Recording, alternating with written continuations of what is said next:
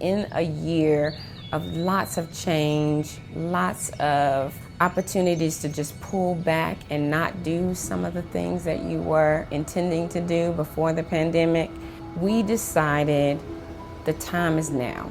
It is important for us to give our kids the resources that they needed, and that we just had to put in the right supports to do that.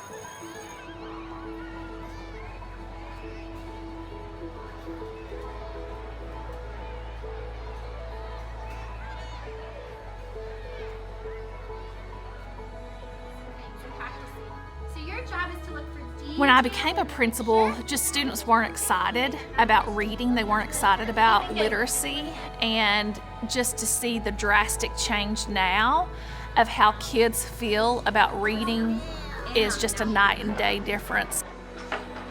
To see the shift back to best practices behind the science of reading is exciting. Hearing kids talk about where to chunk a syllable in a word, hearing them discuss vowel patterns and pay attention to words. I'm seeing so much more than just rote memorization of spelling lists that I was seeing before. As they're becoming experts, they're taking ownership of their learning, which is leading them to want to learn more, or they're applying it in new ways. And you see the learning. They're researching, they're charting their little note catchers, and then they're taking that note catcher and they're turning it into paragraphs. I don't think they realize what they're doing until the finished saying. It's like, you just wrote this big paper, like, you did it. I've seen the kids become more passionate in their conversation and their discussions with one another and with myself. We really practice that language on how to be a good, effective listener and give good feedback and critique, and the EL curriculum builds that right in, which is what we want to see in everyday conversation. Hamilton County is extremely diverse. There are far parts of Hamilton County that are in the mountains, very rural, distinctly different than the downtown areas. 70% of the students in Hamilton County are either African American, economically disadvantaged, English as a second language, or exceptional education. So it really means that all has to mean all. And as you walk through classrooms in Hamilton County, all of those students are approaching the curriculum regardless of where they come from. So it's truly a partnership on the district level. I work directly alongside Dr. Stewart, and we have strategic planning meetings and really talk about the impact of the work we're doing. We make adjustments. We have a work plan, so it's sort of like a school improvement plan where we really are being intentional about the data we're collecting and really looking for impact. So I think that again is a choice you can make. They've been side by side with us the whole time. They didn't drop the curriculum in our lap and hit the road. It's a relationship that we are learning together. They gave very kind, specific, helpful feedback that our teachers were able to respond to, because it wasn't just, here's what the book says. It was, here's your students that are in front of you, so these are the types of moves that you should make.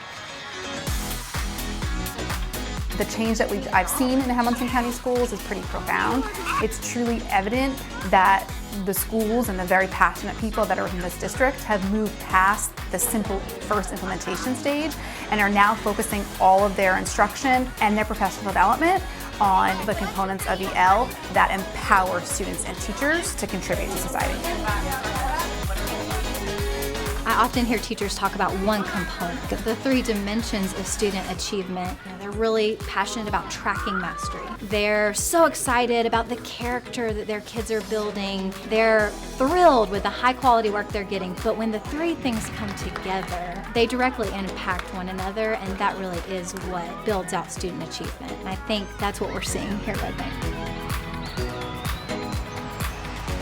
What I love about a district our size having a common curriculum is it I have teachers who we call them solo teachers, so they are able to collaborate with other teachers across the district, but also the EL Facebook groups we have discovered to be amazing for our solo teachers. So it's not just Hamilton County even, it's opened up a community of collaboration across the country. We once were one of the lowest performing schools in the state. After implementing EL for 2 years, we exited the priority list because our students made so much growth on their end of year testing that was a huge accomplishment that we celebrated. Within 1 year of implementing EL, we've seen progressive, steady, continuous growth in our students in reading in kindergarten through 5th grade. But most importantly, we've seen just a true spike in the joy of learning.